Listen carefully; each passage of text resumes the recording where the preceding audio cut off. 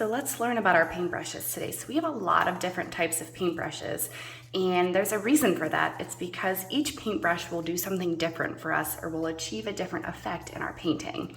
So paintbrushes like this have this angular edge, are very square, are flat, and will be great for covering large areas. We have tiny paintbrushes like this, great for details in small areas. Round brushes with a lot of bristles. We have angular brushes, right? So it kind of comes, it's similar to our square or our flat brush, but it has an angle to the bristle. So it's great for lines.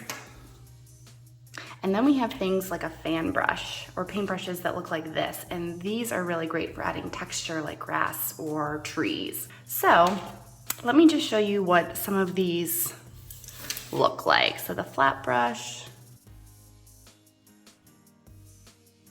okay, great for blocking in large areas, great for giving you nice straight lines.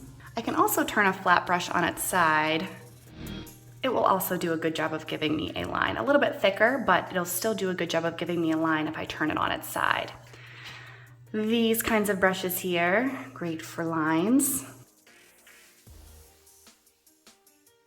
So obviously if I push harder, my line becomes thicker, right? But if I'm lighter, my line is thinner. So the more pressure you're applying to these paintbrushes, the thicker they become. So when you are using paintbrushes, there is a time when you would be pressing too hard. So if you notice that your bristles are kind of fanning out like this, if you're using the end of your handle and not the bristles, then you're gonna start to break the bristles off. So make sure that you're keeping your brush kind of on its tiptoes like a ballerina. So this round brush, similar to our flat brush, but just not as crisp of a line, not as straight. My angular brush,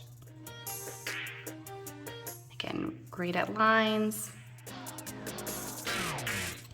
So when I am painting, the more control that I want to have, the closer or the more like a pencil I want to hold this. So if I really want to make sure that I'm controlling this paintbrush and my hand is steady, I'm pretty close, right? I'm almost all the way up here on this metal part.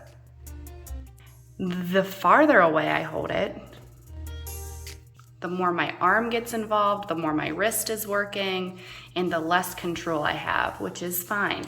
Just depends on what you're trying to do. Okay, so let's look at this fan brush. So this, like I said, is great for texture, grass, organic things, trees. So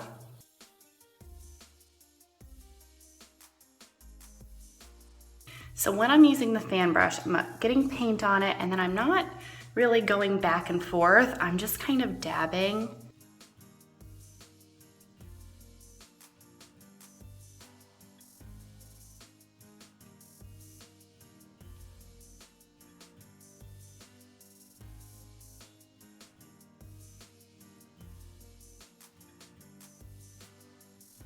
I can also use my other paintbrushes to create texture by tapping as well instead of using strokes.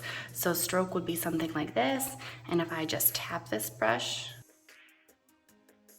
instead, that'll give me texture as well. So lots of different things to think about when you're choosing a paintbrush and also when you're painting, your strokes, your pressure. So do some experimenting and see what you can come up with.